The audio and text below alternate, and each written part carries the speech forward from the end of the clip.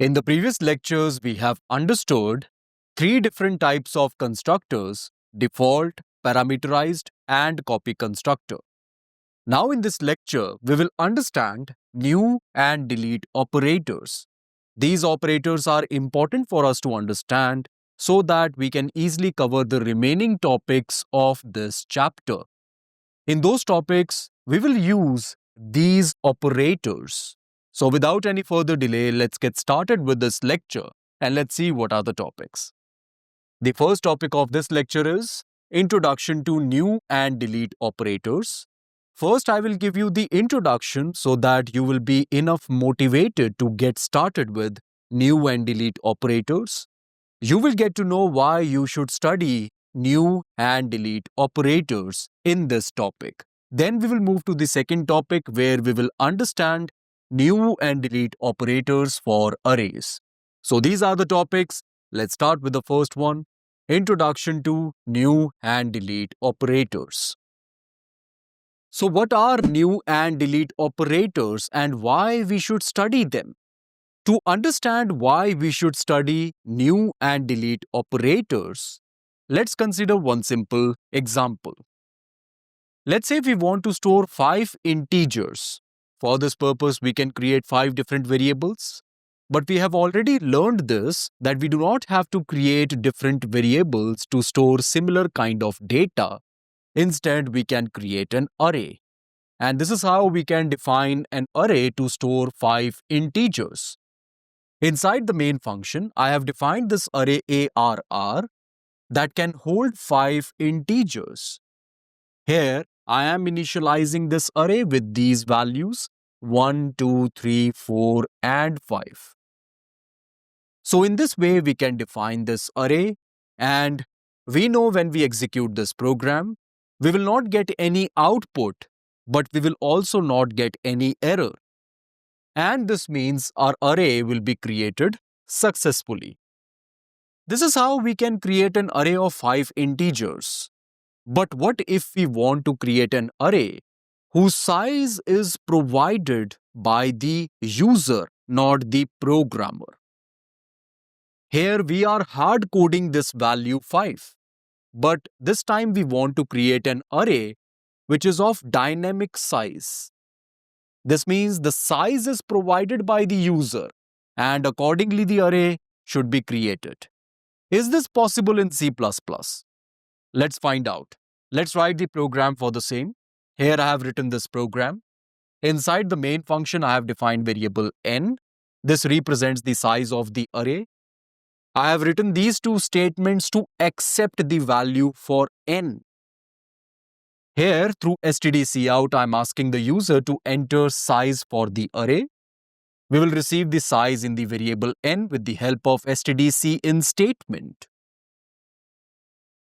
Now here we are providing this variable n within brackets of the array. This means the size of the array is n. And this means the user will decide the size of this array. Is it possible to define such an array in C++? In C programming language, we have something called variable length array. This is how we define a variable length array in C programming language. But in C++ programming language, we may be able to define this and our code would be able to run, but this is not supported by C++ standard. Although we can write this code and this code may work in your machine, but it is also possible that it may not work in some other machine with a different compiler. Because variable length array is the concept which is not supported by C++ standard. So, we should not define such array because if we define an array like this, then our code becomes non-portable. We may not be able to run this code on different machines. We must always achieve portability. That is, our code should work on different machines with different compilers. I would like to mention this that GCC compiler does provide the extension for variable length arrays. and therefore GCC compiler supports variable length arrays in C++ programming language as well. But that does not mean that other compilers also support variable length arrays. Due to this reason, we should not define an array like this in C++. I hope this is clear to you. Now you might be thinking, how do we define such an array in C++ then?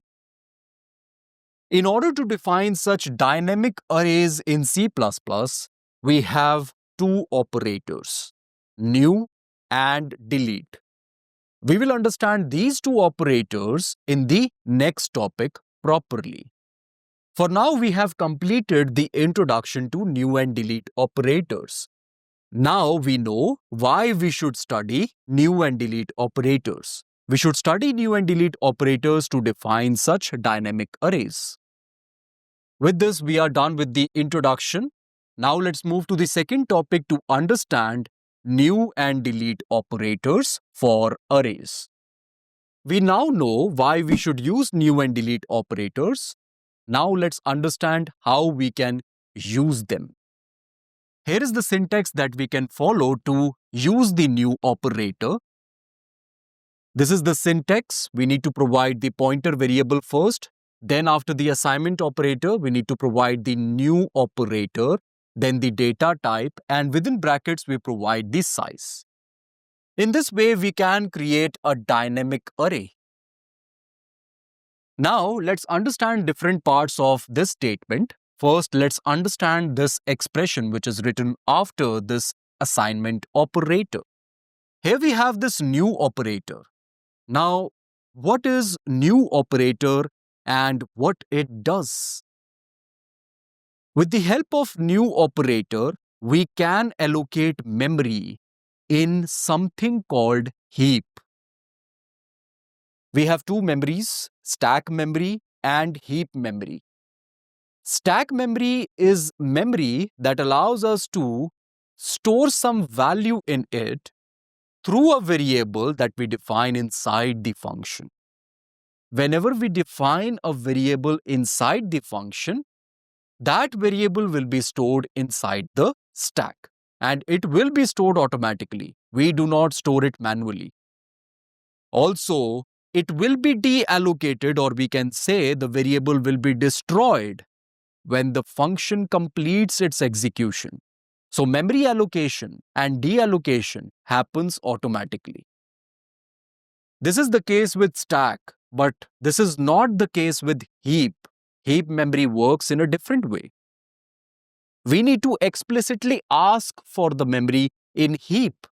So whenever we want to allocate memory to store some data in heap, we need to ask for that memory with the help of new operator. That is why we use the new operator. This means memory is allocated with the help of the programmer. It will not be allocated on its own. Also, we need to deallocate the allocated memory once the job is done. And this can be done with the help of delete operator, which we will understand in a moment. For now, let's focus on the new operator only. Through this operator, we can allocate memory in heap. Now, you might be thinking, why do we allocate memory in heap? What is the benefit that we will get? Why can't we simply allocate memory in stack? We allocate memory in heap because heap allows us to create such dynamic arrays. So, if we allocate memory in heap, then it is possible that we can define arrays that are dynamic in nature. This means the size of the array can be provided by the user. So, this is the benefit we get from heap memory. Also, whatever we store inside heap will remain there until we use the delete operator to deallocate the memory. So it is our responsibility to deallocate the memory so that it can be used for other purposes. I hope this is completely clear to you. So with the help of this operator, we can define dynamic arrays inside heap. After this new operator, we need to specify the data type of the array. Within brackets, we need to provide the size of the array. In this way, we can create a dynamic array. New operator also gives us the address of the memory that we have allocated inside heap for the array. That address we can store in a special type of variable which we call a pointer variable. That is why we have this assignment operator to do the assignment. And here I have written pointer variable because we need a pointer variable to store the address. This is not a normal variable. This is a special type of variable that can hold some address. A normal variable can only hold a value, but a pointer variable can hold address of some memory location. So I hope this syntax is clear to you. We will understand this syntax more properly with the help of an example. But for now, we have the idea of what the new operator is and what it does. Now let's understand the syntax of the delete operator as well. This is how we can use the delete operator to delete a specific array from the heap. Here we need to use the delete operator like this. Then we need to provide the brackets to tell that we want to delete an array. Then we provide the pointer variable which has the address of the array. Or we can say the pointer variable that has the address of the memory that we have allocated. So in this way, we can deallocate memory in heap. So we have understood these syntaxes properly. Now we know how we can allocate memory in heap. That is how we can define dynamic arrays and how we can delete memory, or we can say deallocate memory in heap. Now let's properly understand through a C++ program how we can use new and delete operators in our programs. Here is the program in front of you. This is the main function. I have defined variable n and I have 0 initialized it. This variable n represents the size of the dynamic array. This variable n will receive some value from the user, and this is done with the help of stdcin. Then we have this statement which is following the same syntax of the new operator. Here you can observe that I have written new operator. Then I have provided the data type of the array, which is int, because I want to store integers. And the size of this array is n. Therefore, with the help of this new operator, we are allocating memory for n number of integers. This means we are allocating memory for an array whose size is n. And from the new operator, we will receive the address of the first block of the array, which is same as the address of the array. And this address we can store inside a pointer variable. This is what I have specified in the syntax as well. Here I have defined this pointer variable. It looks very similar to a normal variable. There is only one difference. Here we have the asterisk symbol. This asterisk symbol makes it different from a normal variable. Here we are telling that this is the pointer variable that can hold some address. This is not the normal variable. So I have defined this pointer variable p and I have specified the data type as int. I would like to mention this, that this is not the data type of this pointer variable, because pointer variable can hold some address. It cannot hold a value. This data type represents the data type of the value which is pointed by this pointer variable. We know pointer variable is holding some address. In this specific example, it is holding the address of the first block of the array. In that block, we know we will store an integer because we have allocated memory for n number of integers. So clearly, this pointer variable is holding the address of some integer. That is why the data type int is mentioned over here. I hope this is completely clear to you. So with the help of this line, we would be able to create a dynamic array of size n, and pointer variable p will hold the address of the first block of the array. As pointer variable p is holding the address of the first block, we can say this is similar to having the name of the array as p. This pointer variable p is holding the address of the first block. Therefore, we can say this pointer variable p is representing the array. And through this pointer, we can access and provide values to the array whenever we want. Now, here I have written this for loop that allows us to provide values to the array. This for loop will run from I equal to 0 to I equal to n minus 1. This means this for loop will run n times. Now here we have these two statements. The first statement allows us to display message that makes user to provide some value, and with the help of this statement we will receive that value inside a specific block of the array. In order to understand the code that we just saw, let's traverse this code line by line. Here I have defined variable n. We know in this variable we will receive some value from the user. Let's say the value provided by the user is 3.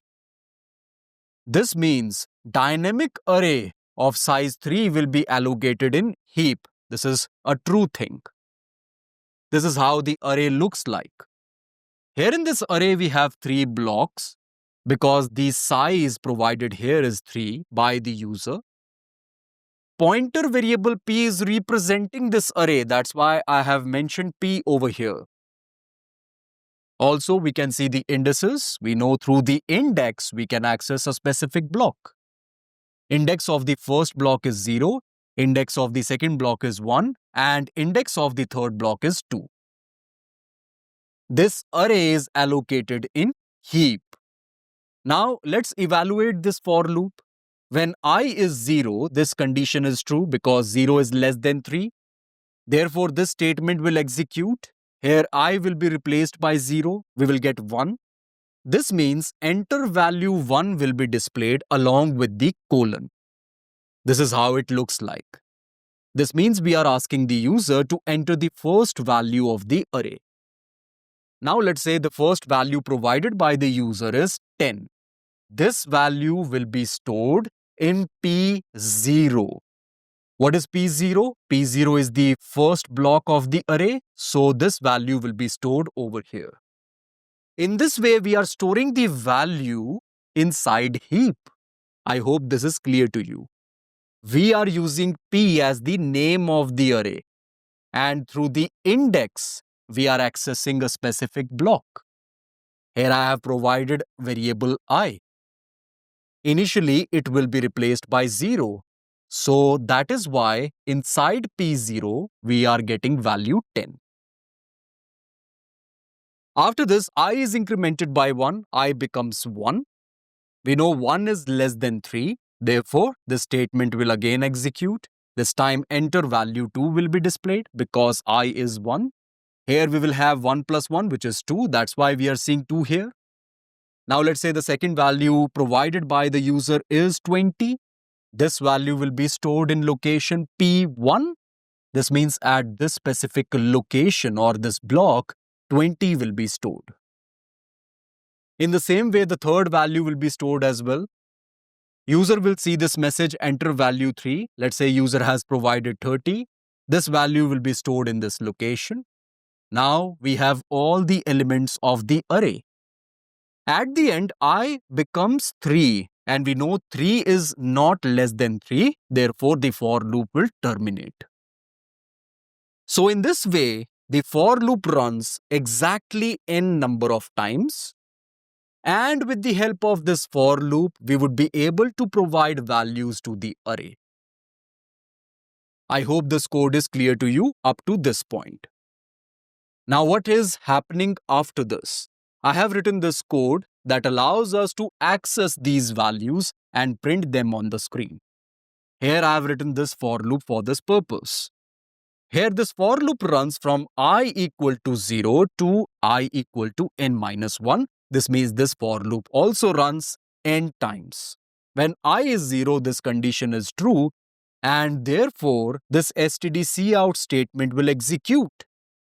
Here we will have P0. We know what is P0. P0 is 10. So 10 will be displayed along with the space. Then I becomes 1. Here we will get P1. P1 is 20. So 20 will be displayed along with space. Then 30 will be displayed along with space. And when I becomes 3, we will get outside this loop. So in this way, this code works. And we will see this output 10, 20, 30 on the screen. So with this, we have understood this code up to this point. Now we know how to use the new operator in a C++ program to create a dynamic array like this. Now it is our responsibility to deallocate memory for this array. That is, it is our responsibility to delete this array. Now this can be done with the help of delete operator. If we do not do this, then the memory will remain occupied and no one can use this memory. So we need to deallocate the memory. Here I have written this line to deallocate this memory. I have provided the delete operator, then the brackets, and then the name of the pointer variable, which is representing the array itself. So this array will be wiped out from the memory. I hope this idea is completely clear to you. At the end, we have returned 0. We know 0 will be returned to the operating system and the program has successfully executed. This is the output we are getting.